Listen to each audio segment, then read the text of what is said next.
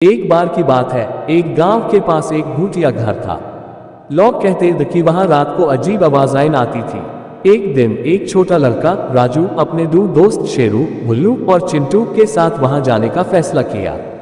रात को चारों ने मिलकर भूतिया घर की तरफ कदम बढ़ाया।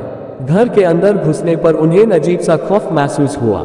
दीवारें पुरानी और दरवाजे क्रीकिंग साउंड करते हुए खुलते थे। राजू ने कहा, कोई भूत नहीं होगा, हम साथ हैं। जैसे हाईवे अंधार गए, उन्हें एक पुरानी तस्वीर मिली जिसमें एक भूतिया लड़की थी। भोलू ने कहा, क्या ये सच में भूत है? शेरू ने जवाब दिया, ये सिर्फ एक तस्वीर है, लेकिन कुछ टू है जो हमें यहाँ व्यू लेने आया।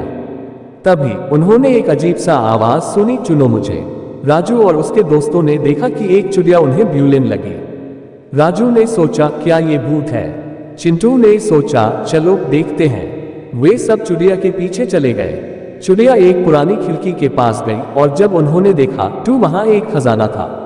जब राजू ने खजाना खोला तो वहां एक पुरानी किताब मिली। किताब में लिखा था, जो इस खजाने को प्राप्त करेगा उससे भूतिया घर के राज समझ में आएंगे। तभी उन्होंने महसूस किया कि कोई उन्हें देख रहा है। एक भूतिया वाली जो तस्वीर में थी उनके सामने आए। उसने कहा, तुमने मुझे जगाया, मेरे लिए ये खजाना छुपा हुआ था, अब तुम्हें इससे संभलना होगा। राजू ने कहा, हम इससे अच्छे काम के लिए इस्तेमाल करेंगे। भूतिया वाली ने मुस्कुराते हुए कहा, सही है, लेकिन याद रहे तुम्हें इस राज को कभी किसी को नहीं बताना।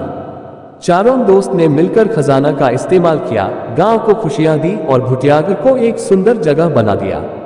आखिर में उन्होंने भूतिया घर को भूतिया घर नहीं बल्कि एक दोस्ती की जगह बना दिया। और ऐसे ही राजू, शेरू, भोलू और चिंटू की दोस्ती और भी मजबूत हो गई और उनका जीवन एक नए रास्ते पर चल पड़ा। इस प्रकार भूतिया घर का राज खुल गया और उन्होंने दोस्ती और सहयोग से अपनी कहानी को भूतिया कहानी से मजेदार बना दिया।